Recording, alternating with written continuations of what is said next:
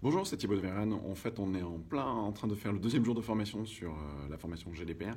Et hier, en fait, avec tous les participants, on a discuté d'un problème qui est assez intéressant. Je voulais faire une petite vidéo là-dessus, qui est relativement, en fait, à comment est-ce qu'on rédige des finalités.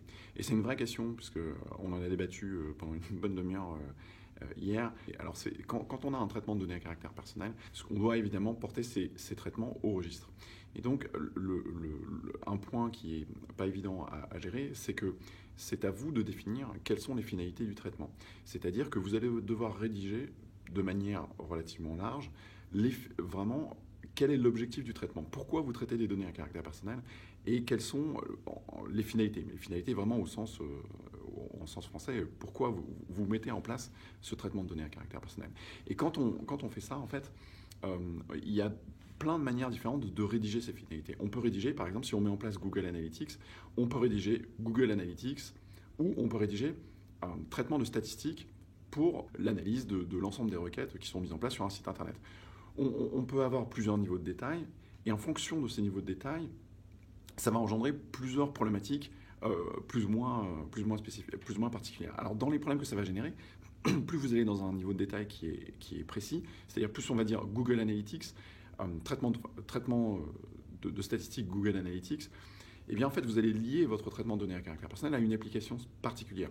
Et donc du coup, si vous avez plusieurs applications autres que Google Analytics, il faudra rédiger un autre traitement. Donc du coup, ça va apporter plusieurs traitements à votre registre, ça va démultiplier le nombre de traitements que vous mettez en place, et donc ça a pour effet d'encombrer d'une certaine manière les traitements de données à caractère personnel que vous avez, et donc leur suivi, etc. Donc du coup, ça va engendrer de la charge en plus.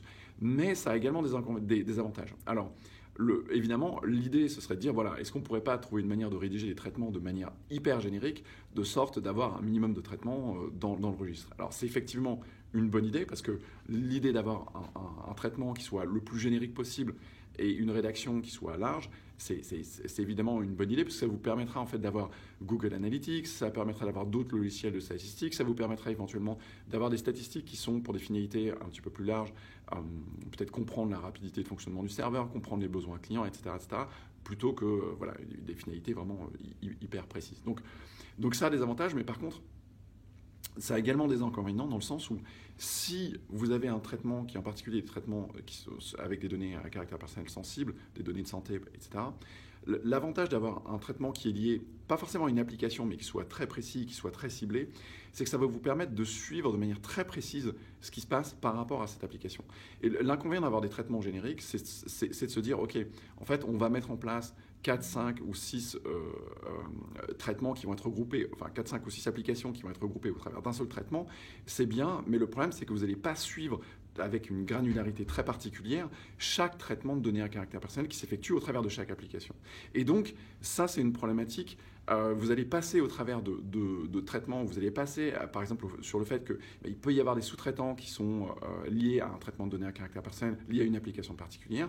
Et si vous avez un traitement, une application spécifique dans le registre, eh bien ça vous permettra de suivre de manière très précise chaque application. Et donc voilà. Donc c'est vraiment un arbitrage qui doit être fait entre quelle est la généralité du traitement que je dois mettre en place et effectivement quelles sont les applications, les traitements les plus sensibles que je vais suivre de manière vraiment très précise et qui vont me permettre d'assurer un haut niveau de sécurité juridique par rapport à ce traitement de données à caractère personnel et m'assurer que voilà, le niveau de conformité est vraiment très bien fait, c'est vraiment très précis. Donc voilà, donc en fait c'est au moins des lignes directrices qui devraient vous permettre de vous aider à rédiger un petit peu vos traitements dans le sens, évidemment, l'idée d'avoir une généralité c'est utile, mais ne perdez pas de vue le fait que vous avez un risque de passer à côté peut-être de certaines obligations qui sont liées à vos sous-traitants par exemple, et donc de ne pas avoir un niveau de précision qui soit suffisamment vraiment au point pour vous assurer d'avoir stérilisé les risques, pour vous assurer d'avoir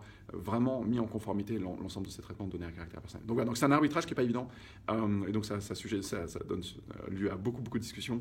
Donc voilà, j'espère vous avoir éclairé un petit peu, et je vous retrouverai bientôt.